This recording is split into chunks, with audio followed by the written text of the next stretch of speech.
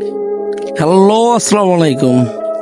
একসাথে সবুজ পাহাড়, ঝর্ণা, মেঘ আর মাতাল সমুদ্র, এই কম্বোটাকে কত সহজে করা যায় তাই নিয়ে আজকে আমার ভিডিও।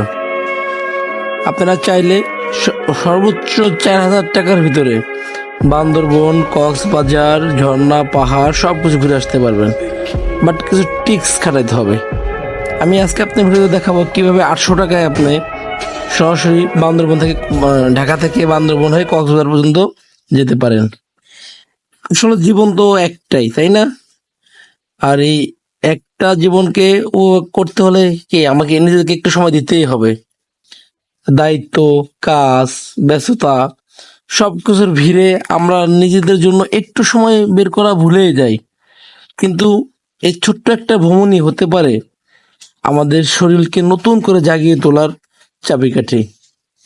সম্প্রতি আমি আমার টিম নিয়ে আর আমার টিমের এক মেম্বার আজিজ তার বন্ধু বান্ধব নিয়ে আমরা বেরিয়ে পড়ছিলাম সবুজ পাহাড়, পাহাড়ি ঝর্ণা, এর অপর সৌন্দর্য এগুলো শেষ করে আমরা সমুদ্র টানে সমুদ্রও কিন্তু গেছি। লামা থেকে শুরু করে কক্সবাজার পর্যন্ত এই ট্রিপে আমরা যেন খুঁজে পেয়েছিলাম এক নতুন জীবন। যদি আপনি সত্যিই প্রকৃতির প্রেমে পড়তে চান তাহলে এই রুটটাই বেশ। কিভাবে যাবেন? ঢাকা থেকে লামা ও কক্সবাজার যাওয়ার জন্য ট্রেন অপশন অনেক ভালো, তবে ট্রেনের টিকিট আপনাকে মিনিমাম 10 দিনের আগে অনলাইনে কেটে ফেলতে হবে, না হলে সিট পাওয়া কঠিন হবে, প্লাস ট্রেনও পাবেন না। আর ভ্রমণের সবচেয়ে বড় টিপস কি জানেন? যত বড় গ্রুপ হবে খরচ ততটাই কমে যাবে, রিসোর্ট, চাঁদের গাড়ি, খাবার সবকিছুতেই। সো পরিকল্পনা আগে থেকেই ঠিক করে নিন, কোথায় যাবেন, কি খাবেন, কোন কোন জায়গায় যাবেন। পাহাড়ি জায়গায় হালকা ব্যাগ নিয়ে চলাই সবচেয়ে ভালো। আমরা প্রথমে আমাদের ভ্রমণটা শুরু করেছিলাম ঢাকা থেকে। সো ঢাকা থেকে আমরা চট্টগ্রামের উদ্দেশ্যে রওনা দেই। এটা টোনা এক্সপ্রেস। টোনা এক্সপ্রেসে আমরা টিকিট কাটি, এখানে পার পার্সন 425 টাকা করে নেয়। এটা ঢাকা থেকে রাত 11টা 15-তে কমলাপুর থেকে ছাড়ে। আমরা বিমানবন্দর থেকে যেহেতু উঠছি, সো 11টা 43-এ আমরা এখান থেকে উঠতে পারছি। আর মোটামুটি এটা 6-7 জায়গায় ব্রেক দেয়, মোটামুটি ভালো, খারাপ না। এই চকরিয়া, ষোলোঘাট এরকম কয়েক 6-7টা জায়গায় এ করে। সো সরি, চকরিয়া না, চকরিয়াটা আমরা পরে আসবো। সো এটা আপনার ভৈরব টৈরব দিয়ে কয়েকটা জায়গায় থামে। সো মোটামুটি আমাদের ট্রেনটা 40 মিনিট লেট করে আসছিল। কিন্তু কাহিনী কি জানেন, আমাদের রুটটা ছিল 2 ভাগে ভাগ করা, যে আমরা ঢাকা থেকে চট্টগ্রাম যাব ফার্স্ট, দেন ওইখানে 1 ঘন্টা রেস্ট নিব।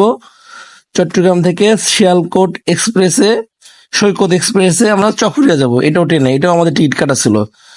সো ঢাকা থেকে চট্টগ্রাম ট্রেনের টিকিট ছিল 425 টাকা পার পার্সন, আর চট্টগ্রাম থেকে চকরিয়া ট্রেনের টিকিট ছিল 120 টাকা। এগুলো ইনক্লুড ভ্যাট এবং চার্জটা সহকারে। আর মাঝখানে 2 ট্রেনের গ্যাপ ছিল মাত্র 1 ঘন্টা। কিন্তু আনলাকিলি আমাদের ট্রেনটা 40 মিনিট পরে ছাড়ে। সো আমরা তো সবাই খুব ভয়ে ছিলাম যে এবার তো আমরা ওই ট্রেনটা মিস করবো, পর ট্রেনটা মিস করবো। বাট আল্লাহ আমাদের সহায় হওয়াতে আমরা ঠিক ওই ট্রেন ছাড়বে আমাদের যেখানে 5টা 15-তে রিচ করার কথা চট্টগ্রামে, সেখানে আমরা 6টা 10-এ রিচ করছি। মানে চট্টগ্রাম থেকে সৈকত এক্সপ্রেস চট্টগ্রামের উদ্দেশ্যে ছাড়বে তার ঠিক 10 মিনিট আগে ওটা ইঞ্জিন চালু হয়েছে। আমরা জাস্ট এই ট্রেন থেকে মুভ করে দৌড়িয়ে ওই ট্রেনে যাই। আর আমরা 5 জন ছিলাম এই ট্রেনে, আর আমাদের সফর সঙ্গী যারা ছিল আর বাকি 8 জন, ওরা আমাদের সাথে টোনা এক্সপ্রেস না কেটে ওরা 2 ঘন্টা আগে 9:30টার ট্রেনে টিকিট কাটছিল। বাট কি হয়েছে জানেন, ওরা আমাদের 2 ঘন্টা আগে কাটছে, তাই মানে ওরা চট্টগ্রাম 2 ঘন্টা আগে যাবে, ওরা আমাদের চট্টগ্রাম আধা ঘন্টা পরে গেছে। যার ফলে ওরা কি করছে, সৈকত এক্সপ্রেস পুরাপুরি মিস করছে। তখন ওদের কি করতে হয়েছে, পুরো ওই ট্রেনের টাকাটা বিফলে গেছে। ওরা আমাদের ধরতে চকরিয়া পর্যন্ত আবার হানিফ বাসে এক্সট্রা আবার 200 টাকা করে পার পার্সনে 1400 টাকা খরচ করে বা 1600 টাকা খরচ করে ওরা আবার গেছে। কিন্তু এখানে একটা হেসেল হয়ে গেছে, কারণ কি আমরা চট্টগ্রাম থেকে সৈকত এক্সপ্রেসের চকরিয়া ট্রেনে আমাদের 6টা 15 থেকে শুরু করে 8:30 চলে যাব। সো আমাদের আধা ঘন্টা লেট হয়েছে রাউন্ডে, আমরা মোটামুটি 9টায় চলে গেছি। ওইখান থেকে একটা অটো নিয়েছি, অটো নিয়ে চকরিয়া বাস স্ট্যান্ডে চলে গেছি আমরা। অটোতে আপনার পার পার্সন 20 টাকা করে নিয়েছে। সো আমাদের 20% লাগছে ওইখানে। গিয়ে ওইখানে আমরা নাস্তা মাস্তা করে ফোন চার্জ দিলাম। ওদের জন্য আমাদের অ্যারাউন্ড 1 ঘন্টা বা 1.5 ঘন্টা বসে থাকতে হয়েছে। 11টার দিকে চলে আসছে। সো ওরা খাওয়া দাওয়া করছে সবাই মিলে একসাথে। আপনার চকরিয়া বাস স্ট্যান্ড থেকে আমরা চান্দের গাড়ি নেই, চান্দের গাড়ি থেকে সরাসরি লামা বাজার পর্যন্ত আমরা গেছি। সো এটা মিটামিটি করে নেয় ভালো, 1200 থেকে 1500 টাকার ভিতর হয়ে যাবে। সো আপনার যদি টিমের মেম্বার বেশি হয়, সো আপনারা ভাড়াটা আপনার কম পড়ে যাবে, অ্যারাউন্ড 100 টাকা। একদম দুই পাশে পাহাড়, পাহাড়ের মাঝখান দিয়ে আপনার যখন চান্দের গাড়ি যাবেন না, সো এই ফিলটাই অন্যরকম। এটা মানে বোঝানো যাবে না। আপনি সারা জীবন ইনকাম করবেন আর রেখে দেবেন, পরে বোঝানো লাভ নাই। নিজের জন্য খরচ করতে হবে, নিজের মনের জন্য খরচ করতে হবে। সো আমরা লামা বাজার মোটামুটি ভালোভাবে গেছিলাম। এখান থেকে আমাদের মানে লামা বাজার যেতে সর্বোচ্চ 1 ঘন্টা সময় লাগছিলো। এই হলো আপনার মনে করেন সবচেয়ে শর্টকাট ওয়ে, আপনি কীভাবে ঢাকা থেকে সরাসরি লামা বাজার যাবেন। আর লামা বাজার থেকে আপনি যখন কক্সবাজার যাবেন, যখন পরের দিন আমরা কক্সবাজার গেছি, এখানে আমাদের লামা বাজার থেকে আমাদের বাসে মনে করেন যে 100 টাকা নিচ্ছে চকরিয়াতে। আমরা সিএনজিতে আসছি 100 টাকা করে, মিটিয়ে 100 টাকা করে।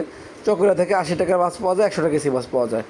তার মানে আমাদের আগের দিন খরচ হচ্ছিল কয় টাকা, আমার এই ভিডিও শেষে খরচের লিস্টটা আছে। যে ঢাকা থেকে চট্টগ্রাম 425, আর চিটাগাং থেকে চকরিয়া 120, চকরিয়া রেল স্টেশন থেকে bus station, Chakaria bus station by rickshaw বা বাই অটোতে 20 টাকা। আর চকরিয়া বাস থেকে আমরা যেহেতু চান্দের গাড়িতে ইউজ করছি, অনেকজন ছিলাম, এভারেজ 100 টাকা পড়ছে। সো আমাদের টোটাল ঢাকা থেকে বান্দরবান 665 টাকা থেকে অন্যান্য খরচ থেকে অ্যারাউন্ড 700 টাকায় গেছে। আর পরের দিন যদি আমরা আবার এখানে কক্সবাজার যাই, তার মানে আমার পরে বাসও আপনার 50 পাইতে পারবেন, বা যদি 100-200 ধরেন এভারেজ, তাও 200 টাকা।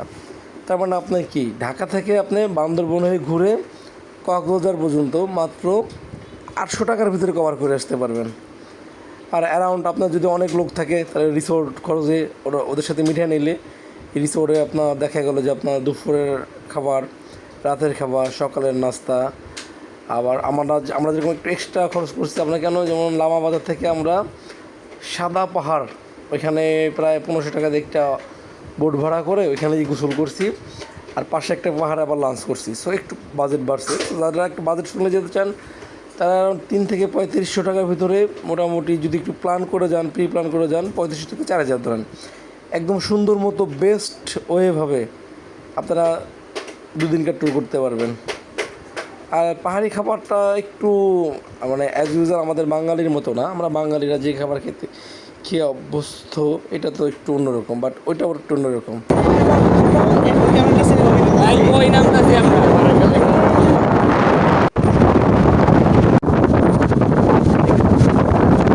অবশ্যই কিন্তু আপনার ভোটার আইডি কার্ড সাথে করে নিয়ে যেতে হবে। ভোটার আইডি কার্ডের 1 কপি ফটোকপি আপনাকে অবশ্যই আর্মি ক্যাম্পে সিকিউরিটির জন্য জমা দিতে হবে। এবার আগে থেকে ভোটার আইডি কার্ডের পিছনে নিজের নাম, নিজের নাম্বার সহকারে একজন গার্জিয়ানের নাম্বার অবশ্যই ইনপুট করে এন্ট্রি করে তারপর যেতে হবে।